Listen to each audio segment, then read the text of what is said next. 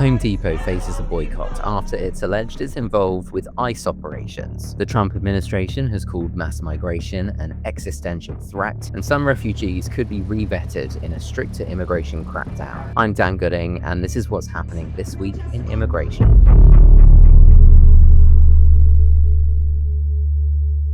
The Trump administration has given mass migration warnings to its US allies, calling it an existential threat. The US State Department has ordered its embassies to report on the human rights implications and public safety impacts of mass migration across US ally countries. In a statement, it highlighted notorious sexual assault cases involving migrants in the UK, Sweden, and Germany. It said officials will also, quote, report policies that punish citizens who object to continued mass migration and document crimes and human rights abuses committed by people of a migration background. Under Trump, the US government has taken a far harder approach to immigration than President Joe Biden's administration, and this is not the first time that the Trump admin has tried to influence policy outside its borders. Trump recently said that Europe is in serious trouble. They've been invaded by a force of illegal aliens like nobody's ever seen before. Illegal aliens are pouring into Europe, and nobody's doing anything to change it, to get them out. The Trump administration has directed federal officials to conduct a sweeping review of refugees admitted to the United States during President Joe Biden's tenure. According to the memo seen by Reuters, around 200,000 refugees who came to the US during the last administration could be re-vetted. The internal government memo was signed by Joe Edlow, the director of US Citizenship and Immigration Services, or USCIS. Now, Trump has been vocal in slamming a lot of policies the Biden administration put into place, notably immigration-focused policies. We got a lot of people in our country that shouldn't be here, and they came in through Biden, and he was the worst president in the history of our country. But the single biggest thing he did was allow millions of people into our country that shouldn't be here. Drug dealers, prisons were opened up and allowed to come into our country. You take a look at the people that were allowed to come into our country. We're paying a big price for it, and we will for years to come, including the recent killer of two wonderful National Guards people. Refugees already face a lengthy application and vetting process in their home countries, which includes proving that they are being persecuted or facing serious violence before they can head to the US. So it's unclear how the new vetting process would shape up.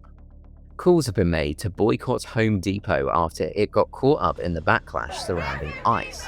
Allegations have been made that it is involved in coordinating worksite raids at the company's stores after they became a prime target for immigration enforcement operations. According to reports from the Wall Street Journal and Washington Examiner, citing unnamed immigration officials, agents have been directed to target locations like the retailer, where day laborers typically gather in order to facilitate easier arrests. Home Depot has traditionally hired day laborers or allowed them to be hired in their parking lots, including many who are immigrants.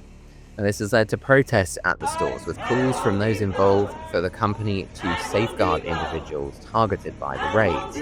The company was also hit by the ice scraper protest, which involved dozens of people queuing up to buy 17-cent ice scrapers, only to then return them immediately. A Reddit post about ice scraper said it was done to clog the lines and disrupt sales, which they hoped would send a message against ICE raids in the communities. Home Depot has rejected claims that it is coordinated with ICE. In a statement, it said it is not notified that ICE activities are going to happen and that the company isn't involved in operations. Quote, "We tell associates not to engage with the activity for their safety and to report these incidents immediately." Though Home Depot has denied any direct involvement in the enforcement operations, protesters argue that the company has a mandate to protect patrons and customers on its premises. This proposed boycott comes at a difficult time for the retailer, as it missed sales and earnings targets in its most recent quarterly review.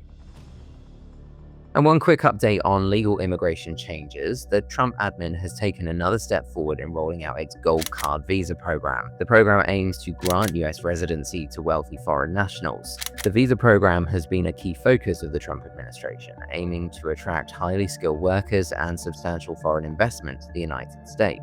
Under the proposal, individual applicants would be required to donate $1 million to the US Treasury, while corporate-sponsored applicants would need to contribute $2 million, in addition to a non-refundable $15,000 processing fee.